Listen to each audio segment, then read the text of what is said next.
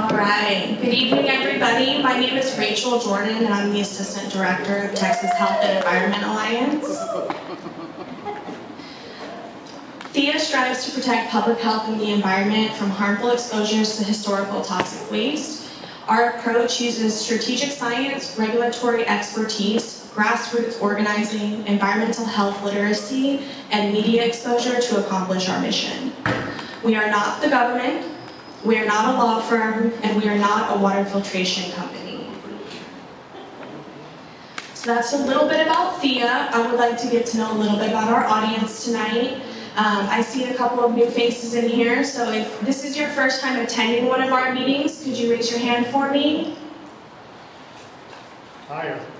Higher. Awesome, well, welcome. It's nice to have some new faces in the audience tonight. And then can I get everybody that is a local to raise their hand as well? Lots of locals here tonight, great. Awesome. So I'm going to start by telling you guys just a little bit of an update on the TxDOT I-10 bridge replacement.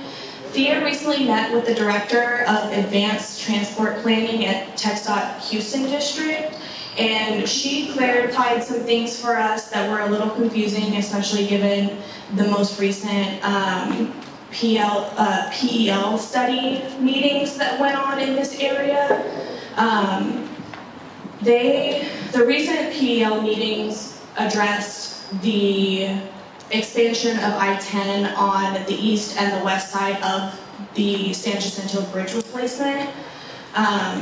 And then the actual bridge replacement itself is a separate project. So she cleared that up for us and helped us understand a little bit that those are two completely separate and different projects.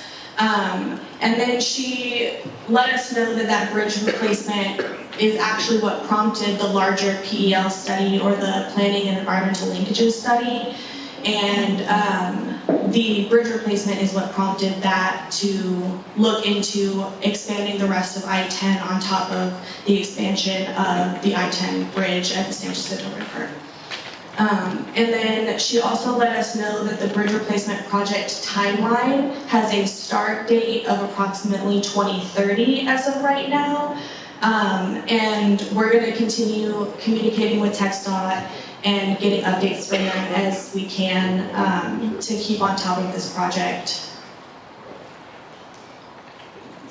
As many of you guys know, earlier this year, the Texas Department of State Health Services released a study that was looking at the cancer rates in the 257 square mile area of the San Jacinto River floodplain. 29 cancer types were requested when we asked them to do this study. They looked at 22 all-age cancers, and they looked at 7 childhood cancers. After going through and looking at all the different types of cancer types in the area, they came back and let us know that leukemia, lymphoma, lung and bronchus, and cervical cancer are at abnormally high rates in that 257 square mile area of the San Jacinto River floodplain. Once that study was released, THEA reviewed it and we brought it to the community, and we came up with a position that we hold about the study. We noticed that the study lacks community engagement. Texas Department of State Health Services did not do any kind of community outreach. They did not reach out to elected officials. The only people that they met with were the EPA. And so we used our place in the community to help inform people about the results of this study. And unfortunately, the data that we got from this study was not broken down by census tract as it has been in the past. The 2015 study broke out all of the cancer data by census tract, so it was easier for us to see where the hot spots of the different types of cancers were. And this 2025 study, because they did not break out that information by census tract, it was a lot harder for us to see where exactly some of those hot spots for certain types of cancers actually were.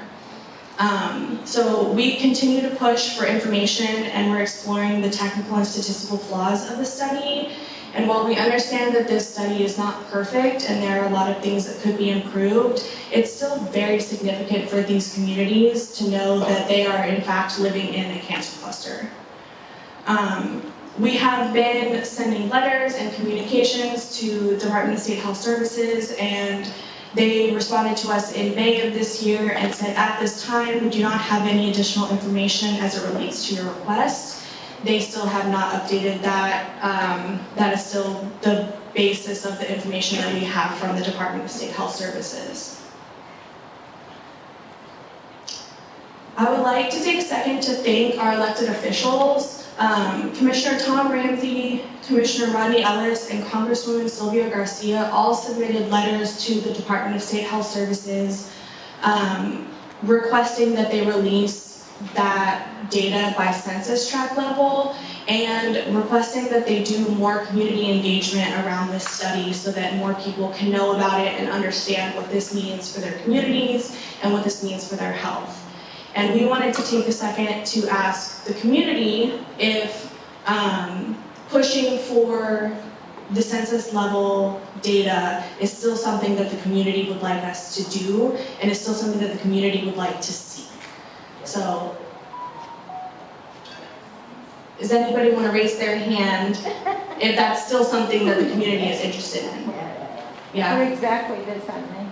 So, if they release the census level data, we will be able to analyze it and see where hotspots of different types of cancers are. So instead of looking at the whole 257 square mile area as a whole, it would look at it in smaller sections and look at the different types of cancers in those smaller sections to see if there's hotspots. For that. Awesome. All right. That's great news. We will continue pushing for the community and continue pushing to get that data released from Department of State Health Services.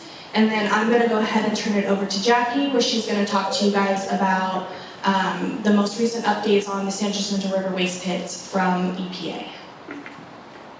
Thanks, Rachel. All right, much appreciated. Hold on. Okay, hopefully y'all got the mics. I think I turned them on. Yep, good, all right. Very good then. Thank y'all for being here. Thank you to the folks who've been here many times over the years and then the folks who have decided to come here for the first time. I appreciate it. My name is Jackie Metcalf and I'm the founder and executive director of Texas Health and Environment Alliance. And I'm not going to go over too much historical information about this waste pit or about this Superfund site because we have big news to discuss. But with this, what I want to point out here is that I'm getting feedback and I don't know. Okay. Y'all hear that, right? So the San Jacinto River Waste Pit's boundary is this blue line. And mind you, it's an ambiguous line. It is drawn because a line had to be drawn for the agency to focus their research. And so the two main impoundments is the northern waste pit right here, and then this is the southern waste pit. There's also another area up here known as the sand separation area. And this southern waste pit right here, remediation was completed on that last year. They did remediate it as the decision was outlined by the EPA in 2017. And in under 2 years, the responsible parties removed about 150,000 cubic yards of contaminated waste material and treated 1.4 million gallons of contaminated water. So there are several recent milestones to discuss with you all before we lead into the most recent update. In 2017, as I mentioned, the EPA signed the record of decision for this site. And that was Trump's first term and his first EPA administrator. Their priority, their top priority for the agency was Superfund.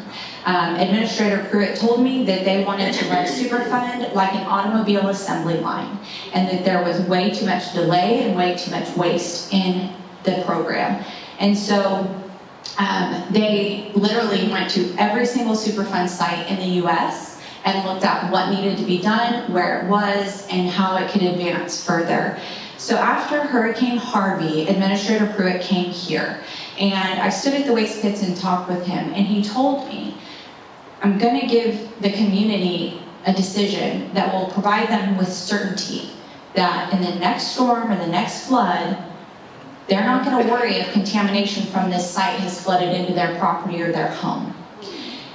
And they were able, after he signed the decision for a full cleanup, exactly what y'all were advocating for, they were able to move the responsible parties well, it was a federal order. So by April of the next year, they issued a federal order and were able to move the site into the next phase of the Superfund process. And so since then, the responsible parties have produced plan after plan that have been inadequate, and we have commented on every single one of those designs. We have discussed them with y'all and relayed your concerns. And so a couple of years ago, the EPA issued a work notice takeover. And we thought, at last, done with the nonsense. They're going to take it over. They're going to get it done. Though we understood that a work notice takeover didn't necessarily mean takeover. And so we felt good that it was going to move forward. But, they let the parties go on and make a third design. So EPA approved that design. And we're celebrating it.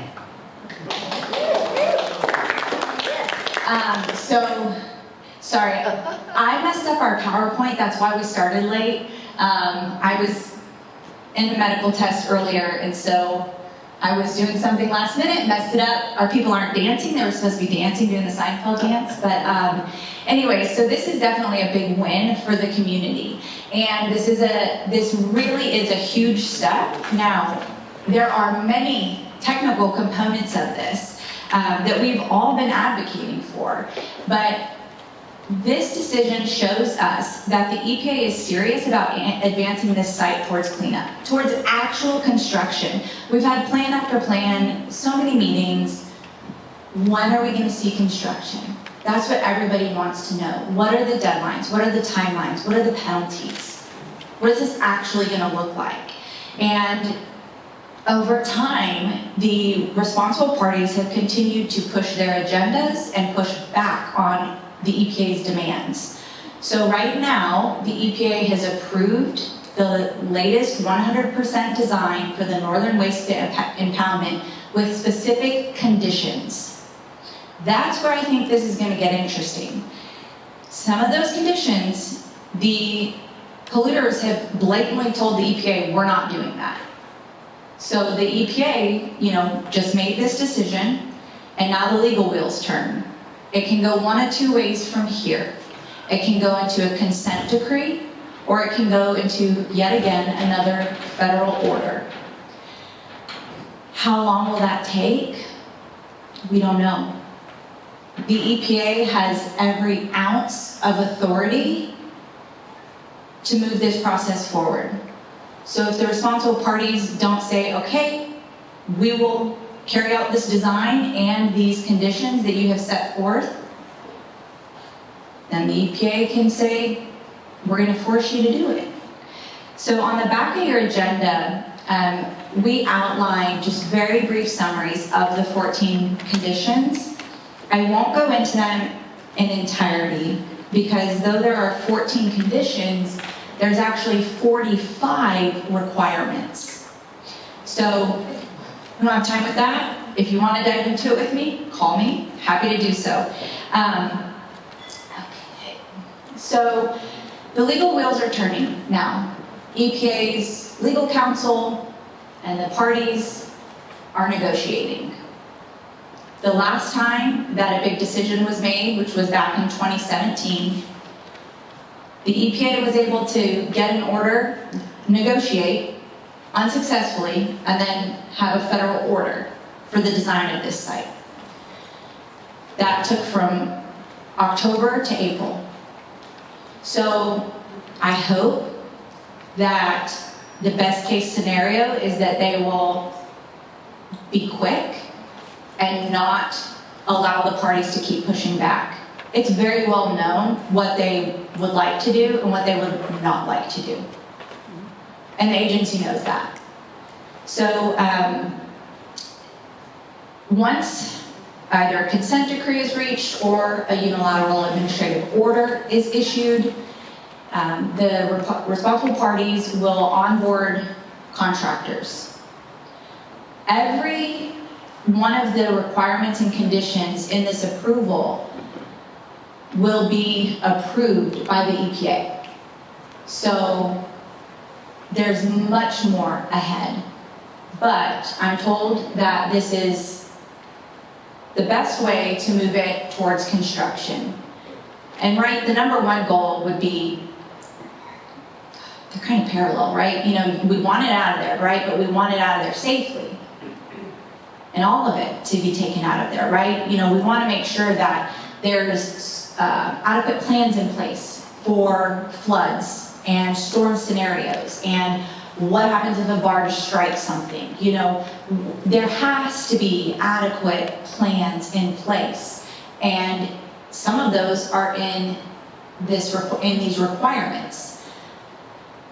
So, to move this into actual construction as quickly as possible, this is the route the EPA took, but it's the first big decision they've made on this northern impoundment since 2017. And so, what are we gonna do? We're gonna keep holding their feet to the fire, and we're gonna keep asking them and putting pressure on them to hold the responsible parties' feet to the fire and get it done and get it out of there. But two things will run parallel once a contractor is onboarded. The cofferdam construction will begin. From the time of onboarding, you might see a cofferdam within about a year. That's what I'm told. And during that time, these additional plans and requirements as outlined by the EPA will be worked on. As I'm told, right? Let's keep talking. You know, this is what they're saying, so now we have to stay on them to make sure that this is actually what takes place. Now, also in this agreement, it outlines things that the EPA has to approve. And in addition to that, a very clear message was sent that nothing is to change without EPA approval.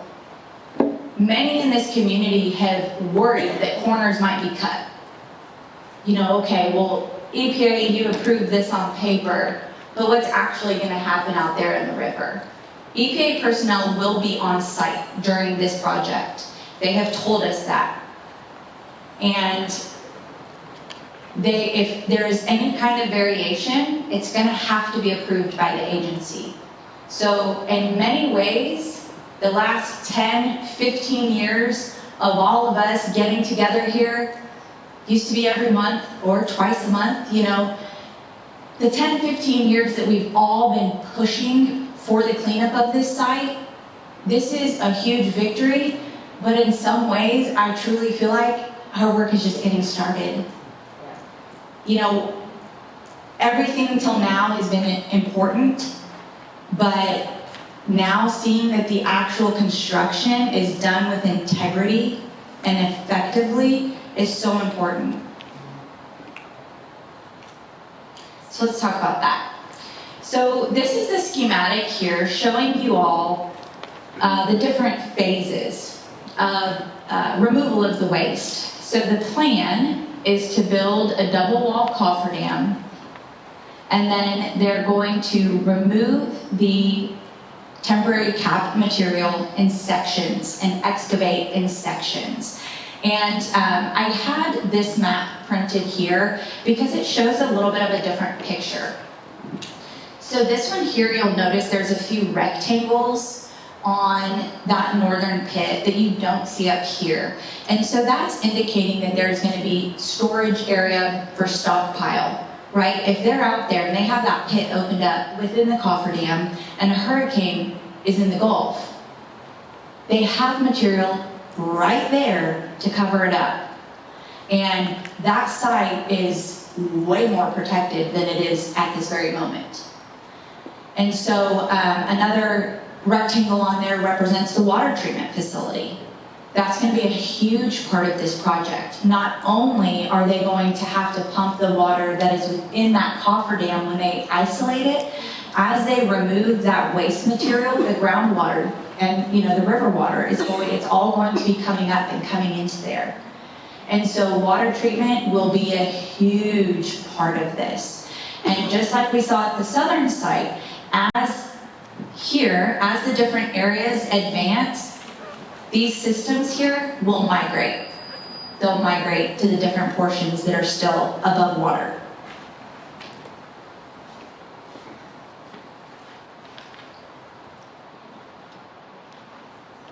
We're being heard. We're making a difference. This is one of two major decisions that the new administration has made. And it's not by coincidence. After Hurricane Harvey, in Hurricane Harvey, over 70 Superfund sites on the Texas coast were impacted. What's the one the whole nation heard about? San Jacinto. It's because of the steadfast commitment of this community. That's why. And we've been strategic, right? And in the last few years, the staff has grown, and we've been able to really bring back y'all's comments, but also hammer on the technical details.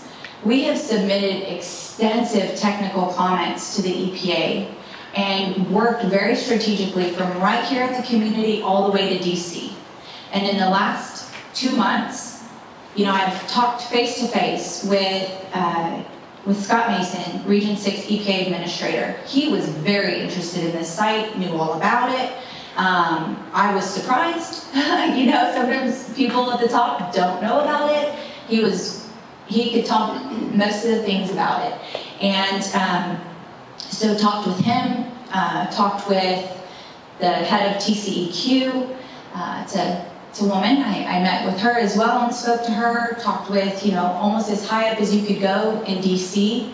And we've been pushing. Y'all been writing letters, been signing petitions, tons of press, trying to put the pressure on the agency every way we can to say, hey, y'all live here. We care about this. Get it out of the river. So this is validation, in my opinion. This is validation for y'all, for the efforts that have been going into this. Because you know what? There's about 2,000 Superfund sites in the U.S. There's almost 30 right here in this region alone. And I mean 2 counties when I say region. Okay, so now getting a little bit into the technical. A couple of the things that most of you know that we have been pushing for. Some of these are things that y'all have brought, and then some of them are a little more technical that we've spotted along the way as well. So a couple of things here. At first, the first bullet point and the last bullet point seems sensible to have things like, where are you going to put the water treatment system before you start? What property access agreements need to be in place, right? The right-of-way to get to that northern waste pit is a TxDOT right-of-way. We heard from Rachel, we all know that they're planning to replace that bridge. How are you going to have 2 major construction projects potentially at the same time? Or even just getting the agreement in place for the right-of-way use. And so, those are kind of common sense things, but they were not completed in the design. And so there are things that we've all continued to push for. A broader species, or a broader assessment of endangered species is another thing that, we have a couple of biology girls on our team, and so they're always pushing in that area. And it's so important, especially, not only protection, but the assessment and looking at how the littlest organisms and the things that are down in the mud or eating the fish that are ingesting the particles in the river is so important. And so that's something also that the EPA recognized and required in the conditions. And then the biggest thing, in my opinion, is the post-excavation confirmation sampling. That's one of the things that that the responsible parties told the EPA, we're not doing it. We don't think it's necessary. So what that means is when you are cleaning up a waste site and you've removed, or you believe that you've removed all of the contaminated material, you take the time to collect samples at the bottom, send them to the lab, and make sure that you did in fact clean it up to the standard you were supposed to. The parties wanted the agency to just tell them clean it up to a specific depth, and that they would get in there and kind of churn and burn, get in there and go down to that depth. That's what they did at the southern site. The record of decision for the southern site was a cleanup goal in terms of 240 parts per trillion, but also a depth. We don't have that at the northern. It is a point-by-point basis level of dioxin that they were ordered to clean up. 30 parts per trillion, a level that is safe for a child to recreate in that river. That's what they were ordered to do. So, the idea of averaging or, not going back in and collecting samples to confirm that you in fact cleaned it up. That is standard practice at EPA. It is typically what is done, because how otherwise do you know if the whole effort met the remedial objectives that it set out to? You don't. So EPA pushed back and said, no questions asked, you're doing that. So that's one of those sticking points where things could get interesting. A couple of the points for the sand separation area we were not happy with. Now the sand separation area, because I don't have a map on here, is this area right here that I had mentioned earlier. That has its own decision in that 2017 record of decision. And so that area is going to be monitored. And right now they're currently evaluating it in a different part of this process called the 5-year review, right? So we're going to be getting data and stuff from that here soon. But the plan there was to monitor that site. And if it is continuing to get sediment deposited, because that's what most, not all, but most of the areas showed, then they could keep monitoring. We don't agree with it. We don't agree with it. It's the plan. EPA, pushed back on the companies because they were wanting to average the area. When we know that there's one spot, and it just so happens to be the one spot that was showing to be eroded in their testing. There's one little spot in there that's the hot spot. And so averaging is not acceptable. If you take one sample, let's see, do I have a map? No. If you take one, I don't think it's a map. Bear with me. No? Okay. All right, let's just look here. If you take one sample right here, and then you take them from the surrounding area, and you combine them, and take a portion of that and run that in your analysis, you're diluting what you have.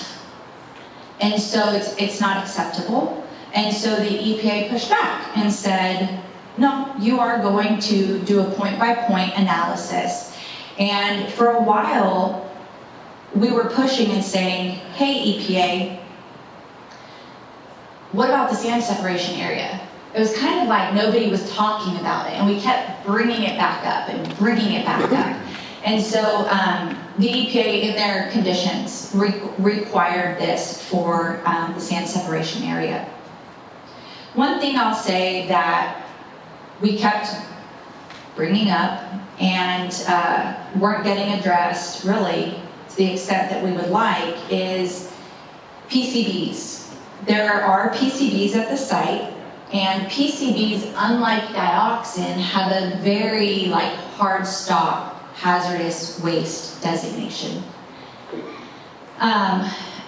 So there's PCBs there. PCBs were signed in the record of decision as one of the contaminants that, a contaminant of concern, one of the compounds that they were to remediate in this site. So that it was not addressed. PCBs were not addressed in these conditions. So we're not gonna forget about those PCBs, right? Those are, sure we all know about PCBs. They're not good for humans, they're not good for the environment, and they're incredibly persistent and will remain for a very long time. And if there are unacceptable levels of PCBs, we want to make sure that they're handled appropriately. Simple as that. Handle it the right way. Okay, so I'm going to go ahead and wrap up. I have given you guys a lot of information in addition to what Rachel gave y'all. But so just to close before we go to comments and concerns, my thoughts. Sorry, I had a nuclear medicine test before I came here, so I'm a little out of sorts. In all, I was surprised to get this letter. I wasn't sure when we were going to get a decision. We've been pushing and pushing, and we thought a couple years ago they were going to take it over, or at least make that, send that letter and then take action in some way, whatever it looked like. But it stalled. And so I'm cautiously optimistic that this truly is the best route. It is unique that the agency is taking this approach. From what I'm told from the EPA, retired EPA folks we consult with, typically when the EPA goes this route, the conditions are minor. And the conditions here, as you just heard, the handful of them that we talked about, they're not minor. They're not. But I was so glad to see that letter and just go, they've decided something here, like give us something to work with, not just silence.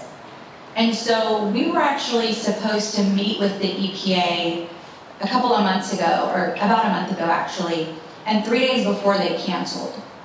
And so that told us a lot. But then it was pretty quiet. We weren't getting anything from them. So I was very happy to receive the letter and thrilled that the agency just put their foot down and just made a decision. And what I believe was the lowest risk decision to tie this up in litigation. So now we know they're negotiating now. It's going to go one of two ways. And I will definitely be keeping you all posted. But in all, I don't think that that decision would have been made, and I don't think that everything that's been done on this site would have happened if it wasn't for the surrounding communities, the elected officials, and the press being heavily involved in this, doing hundreds of news stories. So just, this is a big victory. I'm happy to see it. I'm happy that we are all here to talk about it together.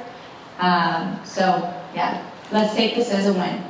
Congratulations to you for your hard work. Thank you, Patty. Rachel, will you be a mic runner? Oh, yeah. On that sentiment, we would love to do a sparkling cider toast. And yes, and take a few minutes to do this. So if you would like some sparkling cider, here's the plan. I'm going to welcome you to either go to the table or greet one of our team members who will be passing it out. Let's make a toast, and then we can sit back down for Q&A, comments, and concerns. I want to hear from y'all. It's for Yeah, you showed me the last one. It's glittery apple. He's right. Think of it like that. It is apple juice. Glittery apple juice. Don't worry. The communities that are going to go I give you something harder than you that. I'll give you something harder than you that. We can't handle having anything harder.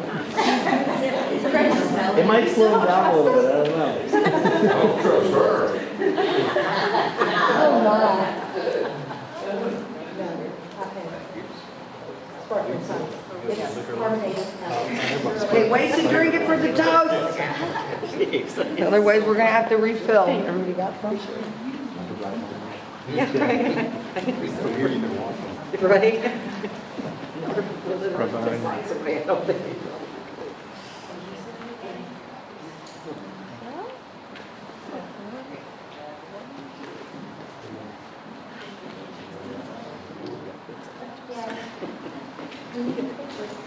Yes. Does anybody need Is anybody saying one? Okay, I want to speak. yeah, Everybody wants to think of yes, yes. Do y'all want to move in closer? Come in closer. You want to stand in or Yeah, stand in group? let's go ahead and stand up, yeah. If anyone wants to bring it in. Oh, well, I don't have that problem. All right, everyone.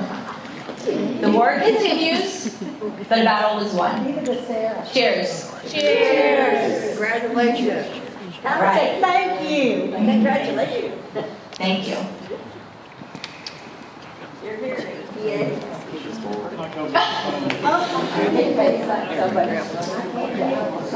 Thank y'all for humoring me with the celebration. Sheriff's Department didn't mind the road. No, the community center doesn't allow alcohol. Yes, Jean.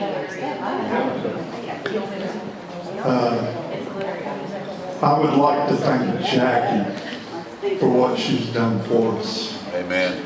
Please give her a big round of applause.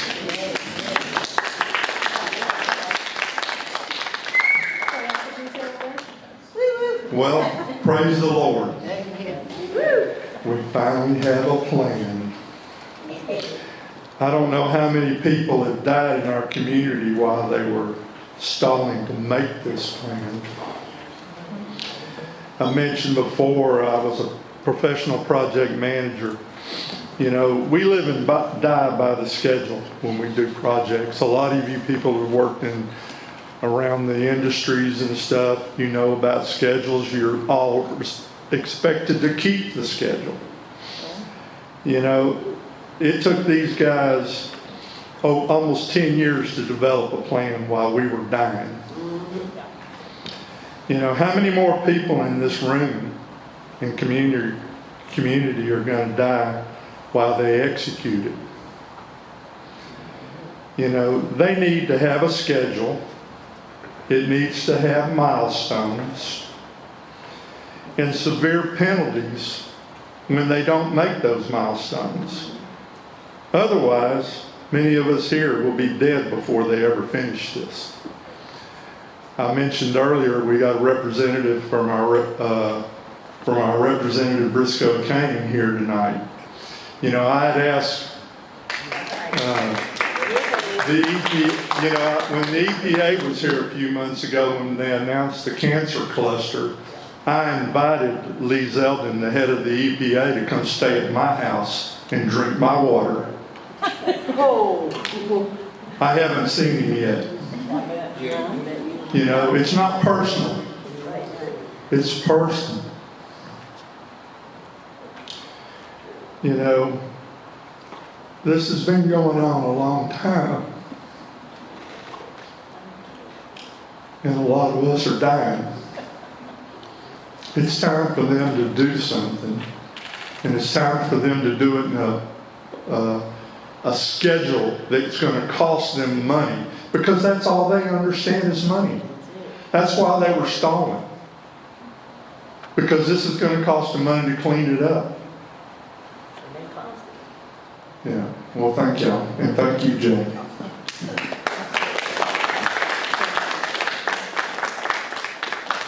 Thank you.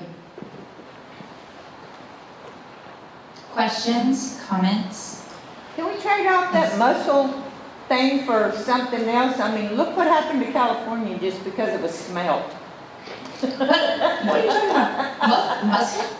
Yeah, the endangered mussels. Can we just cancel that? Like I said, California burned down because of a smell. Yes, I understand. I saw that and went, huh, okay, I need to learn more about this. Well, if we have endangered mussels, they probably got not bivalves, they've probably got quadruple valves. Right, man, you turn green, huh? Yeah. These are the jokes. These are the jokes of our community. Yes. Okay, so I have been around for about 20 years in the early 2000s. I have witnessed equipment being rinsed down in the middle of our town that had come from the pits. My question is, Are we gonna stay on top of these guys when they're removing this stuff? And it's gonna take all of you to watch what's going on. And if they're rinsing down equipment on the side of Main Street with dioxin in it, we need to be called or get a picture or film it. I used to do that when I lived here all the time. It's going to take all of you to keep your eyes on what they're doing, even if you're just driving by on 10. Just take a glance over there. One of my biggest issues is they don't protect the workers. EPA said, oh, we do. No, you don't. They don't have any protective clothing. The divers they send in are not protected. That is my biggest thing is we need to stay on top of them and make sure that these people don't come down with cancer or other diseases from trying to help clean this up. I think most of these workers don't even know what they're cleaning up. If you were to walk up to them and ask them that I've done that at Superspun sites before and said, do you realize what you're digging with in your bare hands? No, we don't know. So we need to stay on top of it and make sure that these guys are protected because I don't think they're gonna be. Two thoughts, thank you. One is that the sheets that the workers receive did not have the contaminants of concern at this site in them. So they received safety data sheets, information about what you could potentially be exposed to, how, what to do if you're exposed, those kind of things. They had like diesel, a type of soap, and so we thought and we got the contaminants of concern in there, but it was explained to me that any worker who goes on this site during remediation will have to take a class actually, and so they will actually have information up front, or they should. But to the point of the eyes and the ears, y'all are the eyes and the ears of this community. We have all seen many ridiculous things out there. Even people boating on top of the site to this day, fishing on top of the site. Like people drive their fishing boats into the buoys and fish. Keep letting us know. Every time y'all see that, let us know. You know, whatever it is that y'all are seeing out there, because you are the eyes and ears of this community. And so everything is important. We've had multiple instances where previous contractor, not the one that they have right now, but we would see things going on at the site, and you know, Greg or somebody would call us and say, hey, this is what I just saw. So I'd go, oh my word, let me call Dallas, let me call the EPA. So I'd call the EPA, and they'd say, okay, let us call the contractor. Call the contractor said, that's not happening. So I'd call them, and that's the community member, and I'd say, get in your car, drive across the freeway, and get a picture, please. And so, have some gravy, if you can. And so, sometimes the most ridiculous thing, we have to have that picture. We have to have it to make the point, to prove the point of what we're saying, which we shouldn't have to, but it's what we've experienced. So photos are very, very important. Yes? Is there a way to have signage out there, or is there signage? She's asked if there's a way to have signage, or if there is signage, and there is signage, but clearly it doesn't really mean much to people. So, yeah, there are signs along the pit. Yes, Sarah? All right, this is good. Okay. Thank you, thank you, Jackie. Thank you from the bottom of my heart. How many years ago did you say? 8? Which part? When we started? Oh, we started 15 years ago. Yeah. Oh, yeah. That's when we met in the Food Town parking lot. Was it 15 years? It seems like 100. No, 15, yeah. Okay, I was 65 years old then, huh? Okay. My, how quick time goes. Yeah.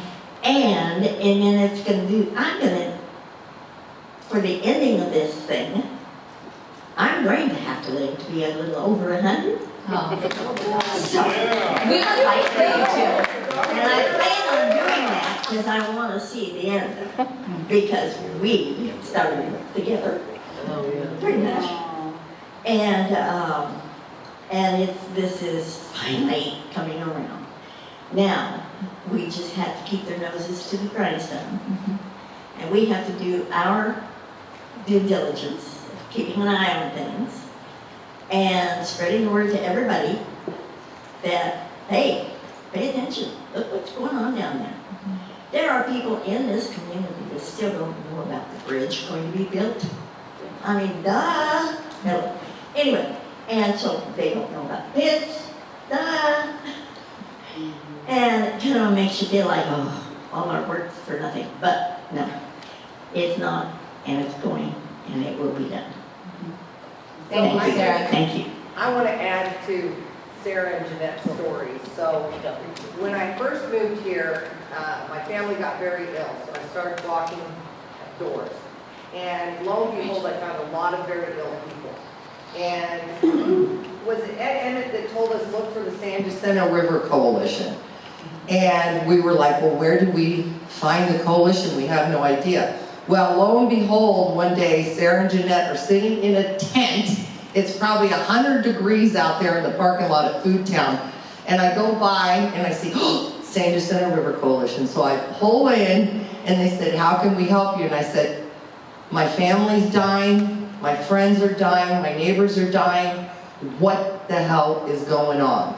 And they single-handedly educated us, and then I begged my daughter, I begged Dr. Gossett, please come help, because they could make the real difference. We were trying, but we were really getting nowhere. I joined them in their effort, and we really didn't know what we were doing. Yeah. So we got the professionals to take over, and boy, has it taken off. But thank God you were sitting under that tent in that parking lot, and had you not been under that tent, the two of you, we'd have probably never found you. Real quick, yes, people that you don't want to miss thanking is Lisa Gossett. Yes. You and your family, and of course you. And then coming after are you guys, who have been trained and who went to school and taught, and she was part of your schooling because she had to go with you to take notes at one point in your life because the river had affected, or She couldn't the water. drive, she couldn't use her hands. I know, she couldn't use her hands to take notes, so Mom had to go with her. And so all this stuff has been your base, I guess, stuff to get this to where it is, and hey, let's have another drink. I don't know what cider she got. Thanks, Sarah. Thanks, Mom. Yeah, and thank you to our team at Thea, because I couldn't do what I do at the capacity at which we do it if I didn't have my staff. So we've really been able to step our game up in more recent years and really hit back a lot harder. So, yeah. Yes, Lisa.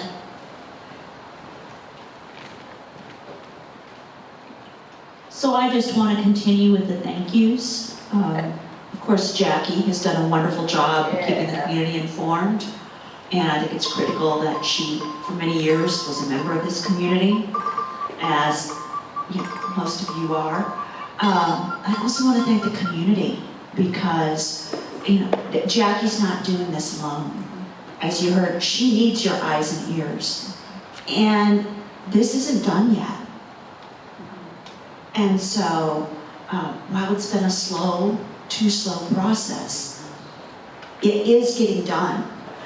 And while EPA has been slow, I think they are getting things done.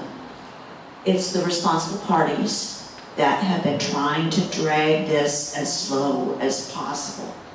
And I think we need to keep the focus there, because in this time of divisiveness, I think we can all say we want to protect community health. That's important. And the focus here is, while the agencies are frustrating, they're the ones who help hold some of the tools towards addressing this. Building consensus across the political spectrum, I think, is important. And I know politics has become a bad word, And I think it's way too bipartisan now. But again, a focus here on community health, the issues, has worked so far. I mean, one of the successes that Jackie and other partners were able to do back in the 2016-17 timeframe is get the congressional delegation in Harris County, which was half Democrat and half Republican, to agree that this needed to be removed from the river instead of left there. And so, again, I urge you to keep involved and keep the focus on the issue to benefit the community. And we could not have done this without the community input. My plea, keep involved and keep informing your neighbors. Yeah, thank you, Lisa. You wanted to say something about the air monitors? Rachel's bringing you a mic. So for the longest time, I've been trying to get air monitors where they really need to be. Not on Sheldon and I-10, looking for stuff from the pits or the barges, on Sheldon and I-10. What the heck is that? So I've talked to Pollution Control, TCEQ.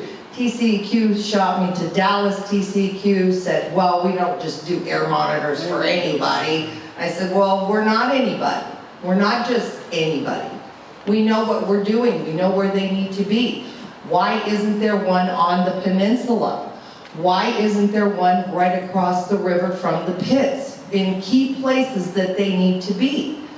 Well, you know, we used to have one there and we moved it. Well, that's ridiculous. So I was successful finally with Air Alliance, which I got steered towards them, and Juan had just recently received 23 air monitors, and it kind of just clicked at the right time. So I called Juan and I said, hey, got a really good place for you. It's kind of the perfect storm there on the peninsula where there's chemicals coming from every which way. He said, I've been dying to get an air monitor there. So lo and behold, about a week ago, right, Jean? At 4 o'clock today, it went live. All right. Okay. More bubbly. Yeah, so we installed it, it's up and running, and yay, it's a huge success and it's a huge win for the people that live on that peninsula. There is a lot of really sick people on that peninsula. Let's get down to the reason that they're so ill. And then just the other thing I wanted to say real quick is when you hear that term, it takes a village, it really does. The EPA has told us there is no other community that they know of like Highlands, because the people are in tune, they are involved. When we need signatures, how many signatures? Over 55,000. 55,000 signatures. That doesn't just happen overnight. So nobody else has come at them like that before. I'm really, really excited that some of our key people are here tonight. Thank you for coming. We've been seeing your face for a decade, and we'd love to see you all show up. So thank you for that signature, because you are part of history in having this removed, as well as being part of the cancer cluster that has helped put that big of a cancer cluster, 250-mile cancer cluster on the map. If you Google it, her name comes up. I am so darn proud as a mom to have my daughter for the rest of eternity. It is the biggest super fun cancer, well, it's the biggest cancer cluster in the state of Texas. And I'm not sure about the nation, but that was a lot of hard work to get the state and the health department to admit that. I personally think it's much bigger than what they gave us, but that's a different story. But anyway, so with the hard work, good things are starting to come, and things are starting to work, and things are starting to get removed. So keep coming. That's all I can say. Just keep coming. Thank you. Sure. Sarah has something to say. Sarah, I love it. Sometimes you speak up and sometimes you're quiet. I got money here. We all have money. We all need money. It goes to very important things in our lives. However, VIA cannot exist without money. It doesn't get its money except from donations. I mean, that's it, folks. She has been working with, I don't know about any hardships or not, but I highly recommend that this year you seriously look at your money and your funds before the end of the year so that you can count it on your income tax for your donations to Thea for all this work and much more to come.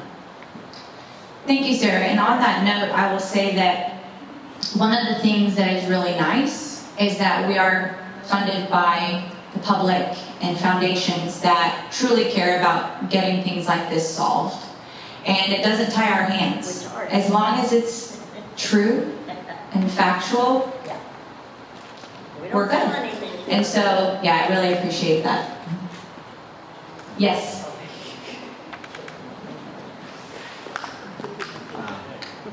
Forgive me if you already talked about this, but roughly what is the time frame for, you talked about the next phase is like the negotiation aspect.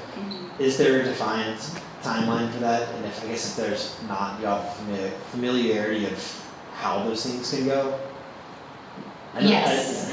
Short answer is yes to familiarity, no to timeline. EPA, I talked with them 3 times last week. Well, between Wednesday and Friday, 3 times. So they're not giving a timeline. They can't give a timeline because they're in a negotiation that doesn't necessarily have an expiration date. But the agency has the regulatory tools to make it expire and to get to a point where they say, okay, this is not productive, we're forcing a federal court order. And so that could take 3 more months, that could take 6 more months, it could take a year, I don't know. But the example that I have, going back to the first Trump administration, one thing I saw them do well was utilize the laws in CERCLA being the Superfund law. They used those to their advantage to compel the companies responsible to clean those sites up. The sites that didn't have a paying polluter on the hook, that's a different story. But sites like this, we have 2 very large responsible parties on the hook. So they were able to get a unilateral administrative order between October and April. EPA is like non-existent around the holidays, you know. And so that to me was pretty quick in terms of Superfund, like right here we are 15 years later. So if we're looking at that same timeline where they just basically said enough is enough, this needs to move on. If we were to get there in 5 months, to me that would be incredible. I mean, we've waited 8 years, you know, for a decision, right? And so that would be wonderful. I think to me that's best case scenario though. And in terms of timelines during the project, in either the unilateral administrative order or the consent decree, timelines will be laid out. And in one of those, there will also be laid out penalties. And so looking back at one of the previous unilateral orders, the penalties were like tens of thousands of dollars a day. And so my hope is that, again, they'll be high enough to compel the parties not to delay. So it's a very different process in terms of mechanics and laws that we're entering into than what we have been in with the design. Would Yes, ma'am. phone calls, emails, letters help?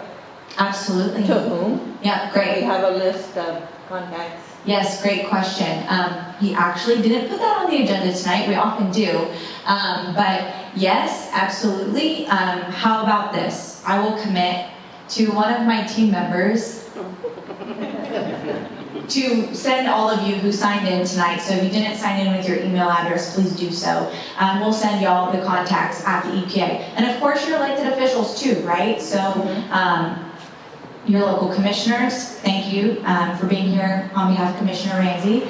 And so your commissioners, your state reps, your congressmen and women, they have all played an instrumental role in this as well. And so call them, let them know you care about it. And I remember one time I was at the Capitol and I was in an environmental regulations hearing, and one of the guys on the committee said, "Oh, it's so refreshing to hear from someone who's not a lawyer or a lobbyist."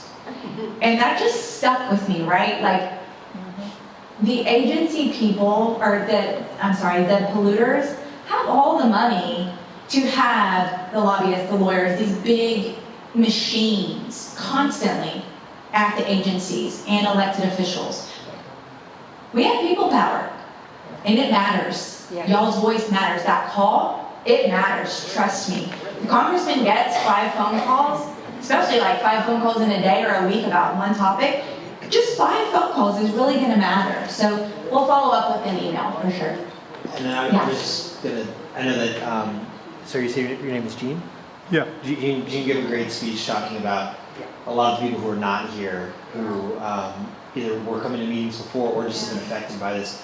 I guess I was just curious if you could say a little about the display you have over there about folks who are in loving memory. Just I feel like that's a very powerful display of what this community has been through and the kind of folks that everyone is carrying on their shoulders here. Yeah, we put that right here, please. So we started this board, and this isn't even like a 10th, right, of it. But when people come to us and say like, hey, I would like for my loved one to be on there, or if there's certain loved ones that we know have passed away, or that were very close with us, Archie Bickley, Tracy, so many of these, actually, we put their photo, or we asked for their photo to be on our memory board. And I think we should make this grow, so thank you for asking about it, because the battles that so many of these people face, I mean, Billy Barnett, Archie Bickley, I think he had 6 or 8 different types of cancer. He was an avid fisherman, grew up fishing in the river. And so this gentleman, Archie Bickley, Used to go up to the EPA when they were here, and he would tell them, I'm your poster boy. Use me as your poster boy for Highlands.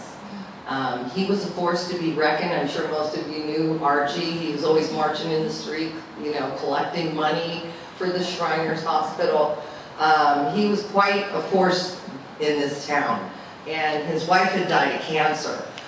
He was her caretaker, like most of us are caretakers of our spouses. It's a daunting task that I don't wish on anyone because it never stops 24/7. But as soon as his wife died, and I'm going to try not to cry, he passed. So he was waiting for her to go, and then he said, okay, I'm ready, Lord, take me now. And it was literally not very long after she died that he passed as well. He was just around to help her. That's the love that you have. Gene knows. He's helping his wife next level. Right now I'm helping my husband next level. It is a daunting task, and we're honored to have these people on this board because we know that they fought the good fight. Absolutely, and we're like a family. We care about y'all. Y'all mean a lot to us and to each other.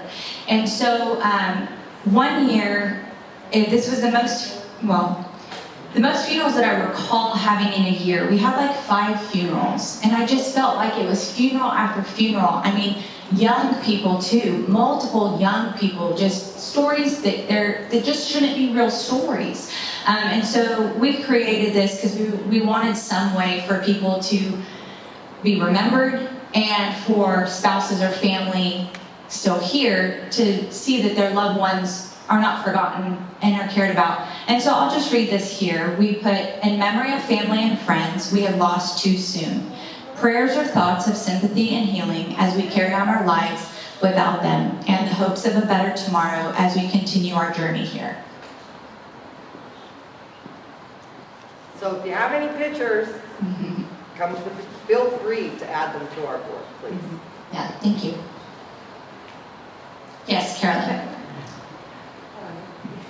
Okay, first I want to say, we are the community. We are intelligent people.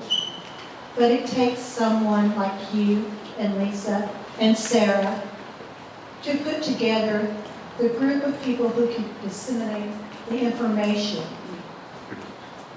who can read the documents or look at the test results and come back to us. Tell us what it means. Because that's part of what they use. We don't understand it. It's not because we're not intelligent. It's because it's not our part of expertise. So putting together the group that can do that, and to take the time and the effort to go to the different agencies, wherever they may be, here, Washington, wherever they may be, and to keep putting that information and our faces in front of them. I can't thank you enough. And I celebrate this achievement. But at the same time, I'm not holding my breath to see the first shovel of dirt come out. Because it has been 15 years. And they find multiple ways to postpone it. So this is major. It is, no doubt. But it's still very hard to believe. And with that being said, thank you. But I have 3 things. Okay, let me respond to the first. So I just want to let y'all know, I mentioned I was doing some medical stuff earlier. I'm going to be going out October 21st for a major operation, and I'm going to be down a while. So y'all are probably not going to see me for a while, but I hope to be back online anyways, in that sense with my team after about 2 weeks, so November. So hopefully I'll have, my brain power back then, at least. So anything that y'all need, should things take place while I'm not capable of being engaged.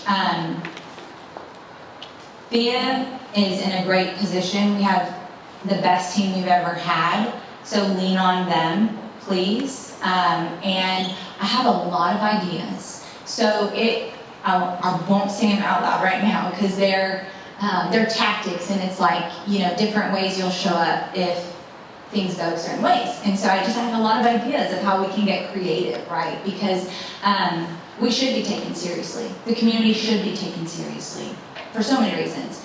And so what I'm told from the EPA is that potentially before my surgery, they're going to come here before mid-October and have a small group meeting and a large public community meeting. I'm waiting to get confirmation of the dates of those, so as soon as we get confirmation, y'all will know. But in my absence, my team is still here. So please feel free to lean on them during that time. Thank you. Because I want this to go positive, right? So if it goes positive or if it doesn't, talk to us. Okay. And then 3 things. When you're showing the diagrams, I have a couple of concerns. The water treatment system that's going to be located nearby. This is an area that floods. So I have concerns about that system when we have a flooding event. Is it going to be underwater? Is there the potential for all of that that's in there to be redispersed? And then my other concern is the material placement that's stored on there prior to flooding. And the reason I'm concerned about it, it's great it's on there and it's ready to go. But we've had incidents where the flood waters come down. They knew we were having a possible flooding event. They ignored the conditions and the warnings until it was too late to do anything. And I'm talking about barge people, but it's people in general, the ones there. So we have the material there. Is there a timeline or a set requirement that they start spreading that before floodwaters are in the area. So, yes, it's great to have it right there on site, but it can be on site and not be able to be used. So I have that concern.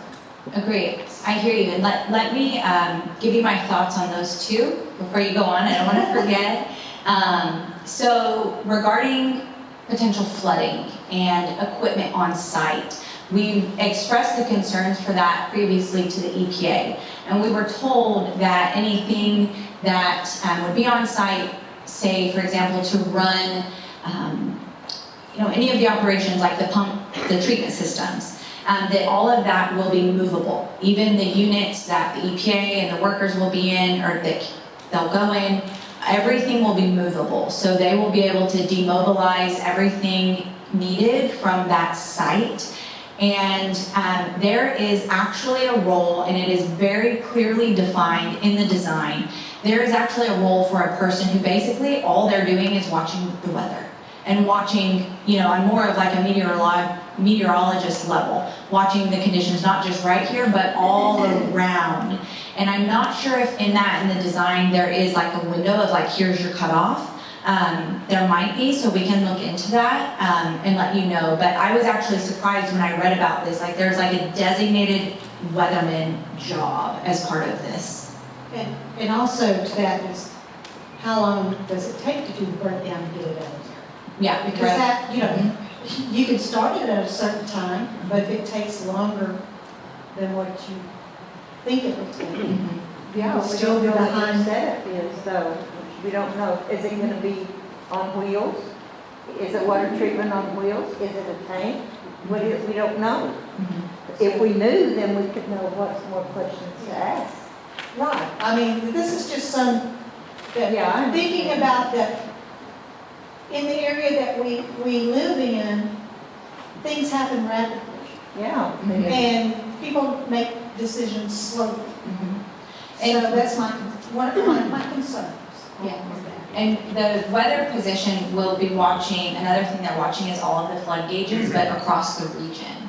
And so monitoring not just what's going to be happening right here, but also waterways that can impact the area to see what's coming down. Then my third one, Okay. third A meeting. I was thinking this morning, just in general, that waste management, their job, their company is the management of waste. Although they refuse to manage this waste. But Fair. I don't recall, maybe it's in there and I've read it, not cycled too many times since then.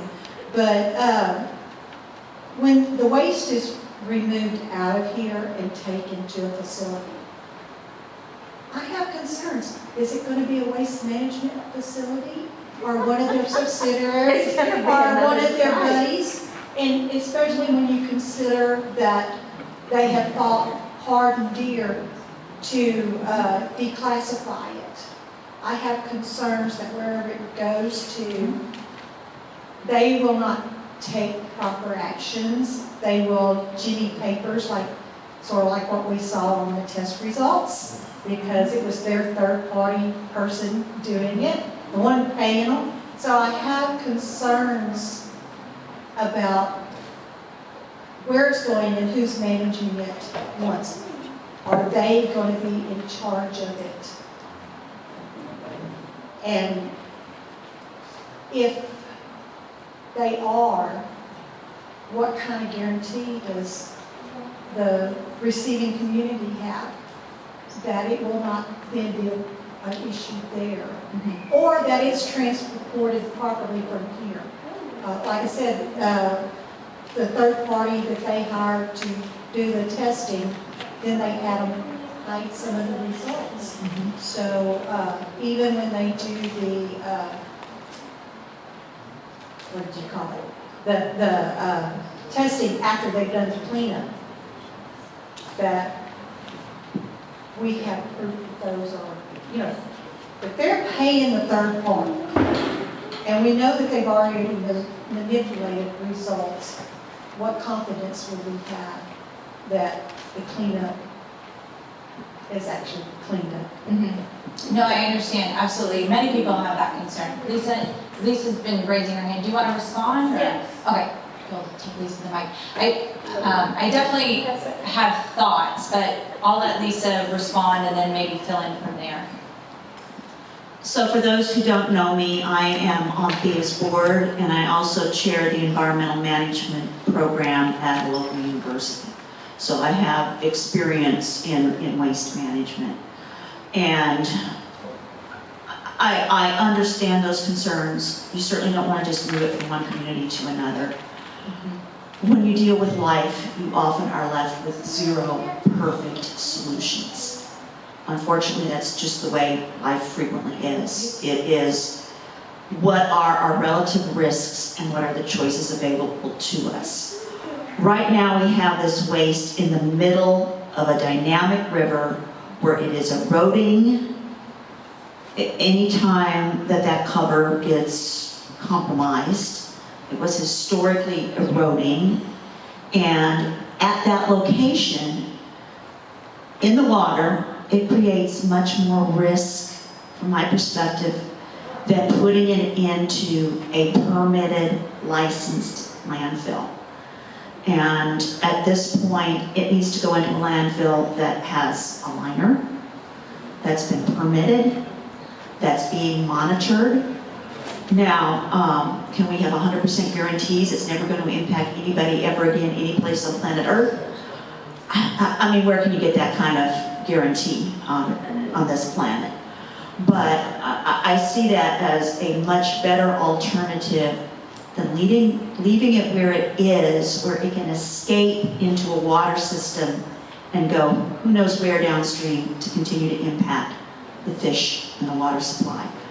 Also with respect to testing, EPA can require split samples that they have evaluated independently. I think they have done that with some of the prior remediation for the southern pits. I know that EPA has certainly done independent evaluation.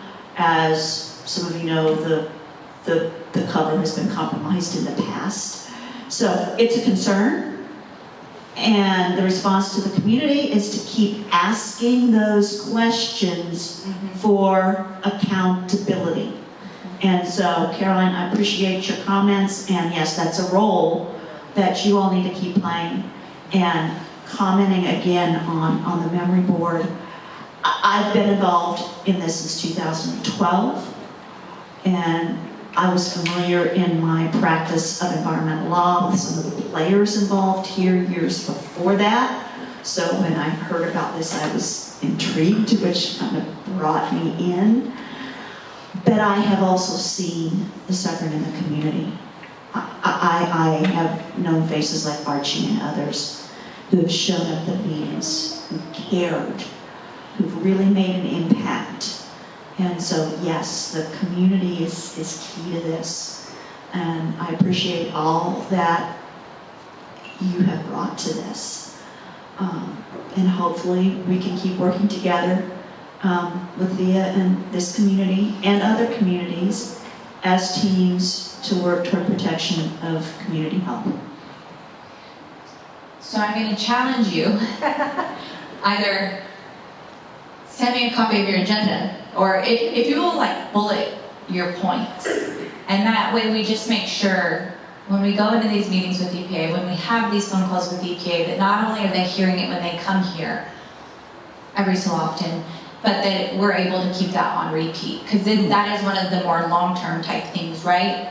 We don't want this waste to hurt another community, and if it's not done right, there's a lot that could go on. So yeah, let's keep pushing. My level of trust is I hear you. 40 feet below. Yeah, no, I get it. Yes, Jean. I got a quick question. Yes. You were talking about this, you were talking about the double wall. How high is it? Oh, that's a great question. I'm not recalling off the top of my head.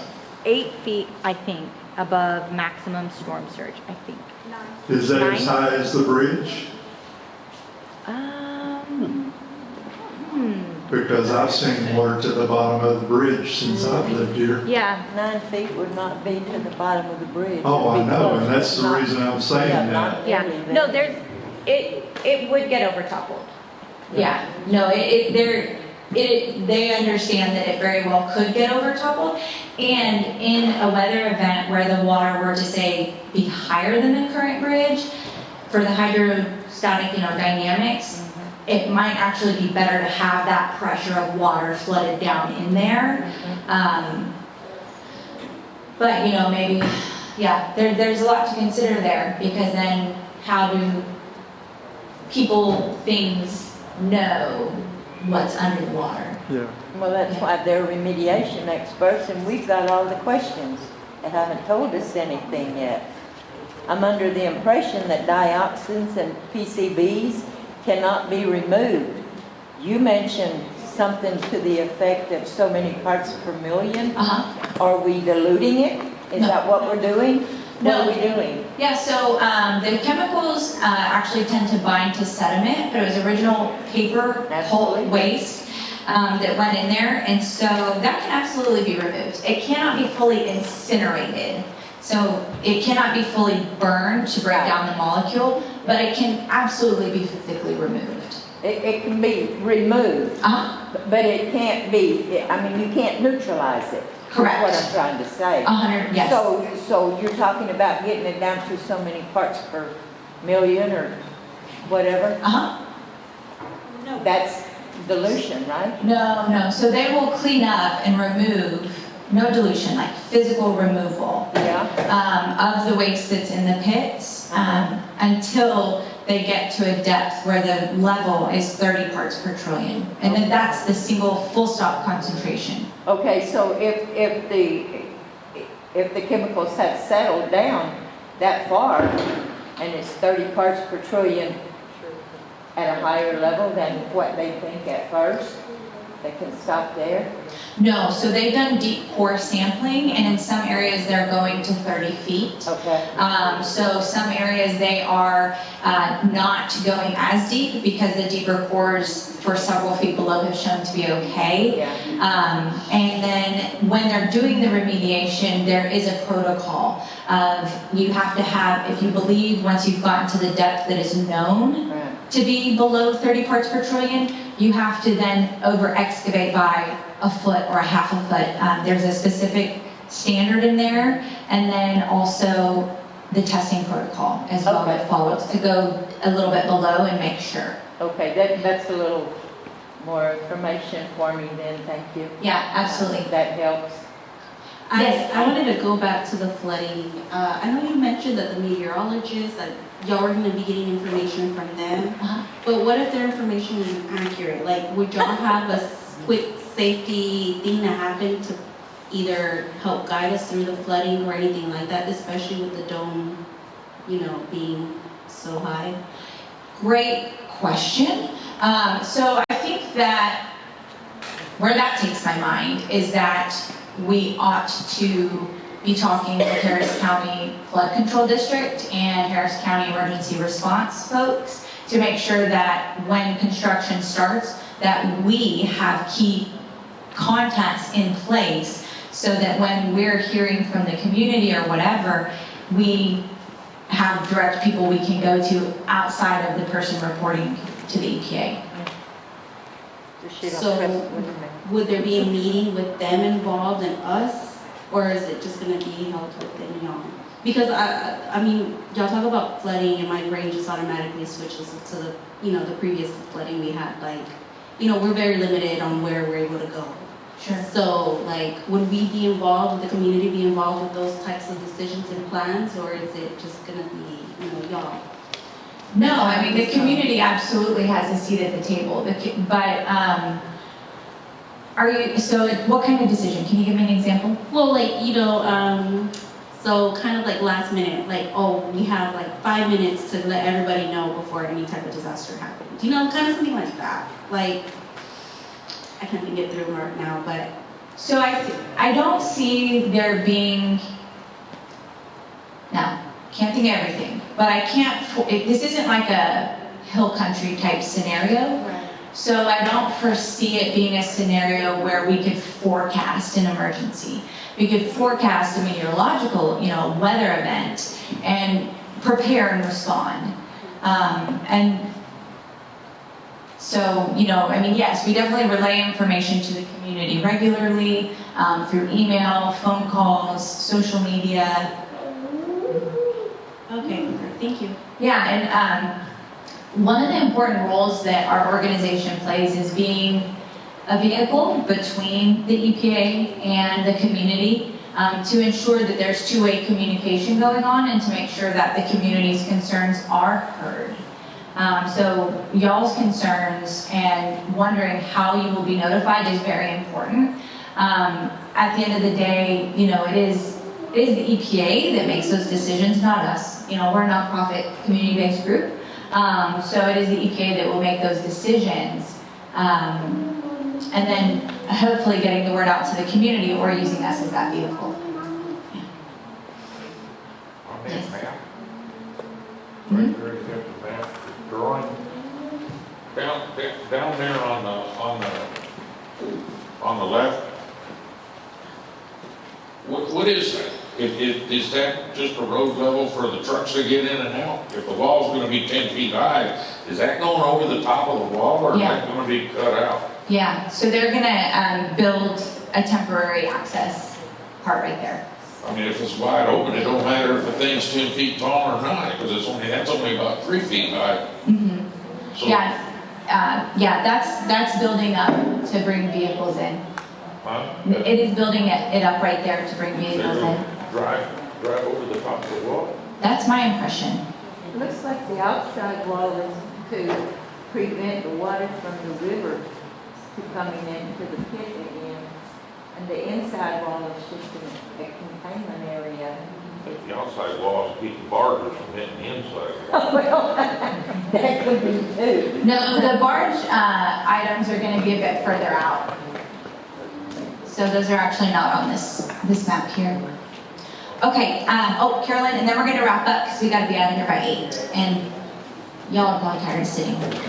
Back to the flooding and the levels. Previously, we didn't have flooding water level monitors close enough to the site. And that was part of the problem, is that we had so much water coming down from up north that they didn't realize that it was raising here. And also with all the new construction and stuff, the amount of runoff. And we didn't have a monitor close enough to relay what was going on. So weatherman or not, if they don't have the monitors to give them the information, they cannot make a good prediction. Okay. They can't see the water rise, because that's what's happened in the past. Mm-hmm. They did not realize our water was rising because we hadn't had as much rain up there, or the rain up there, it comes down from Dallas. It comes, and it's all coming from all that direction, and then we have our own rain here. Yeah. And then it all hits and merges together. But the monitor, if I remember correctly, the closest one was at Highway 90. Sheldon. Yeah, so, we didn't have any close enough to the site. Okay. And I think that would be something to talk to flood control or any other authority to get some close to the site and really some on the site. They did. They did? They did, yeah. Oh, Yeah, because we were pushing. I missed We that. were pushing, no, they did. So there is a monitor there. In the design process, there were temporary monitors around that measured a variety of things, but then, yes, there is one at the site. Now, how that'll be impacted by the design is definitely something to keep on our radar. But yeah, part of why they're going to be looking at all of the other flood gauges, and all that's mapped out in the design. It's all there of where and what they're going to be monitoring, but that is to look at what's coming, right? Not only just like what are we observing here, but like what is 100 miles away 20 miles away, 10 miles away, what have you, that is gonna be coming here, that we need to be preparing for as well, yeah. So they install additional monitors. At the site, yes, yes. And will, like you said, they put temporary ones in. So when they start digging and doing all this, are the monitors going to be moved outside of the cultures? Well, that's what I was saying. I don't know. I don't know how that's going to be impacted. So that's something we have to have to ask and stay on. What's going to happen to them with this? And then, you know, where are they? Who will have access to the data? Because I know when I've asked EPA for the data in more recent years, they've said, well, we have to ask the RPs for that. So they're in control of it. And that's another concern. Yeah. No, I understand. All right. Thank you all very much for your engagement and your commitment of being here this long. Thank y'all.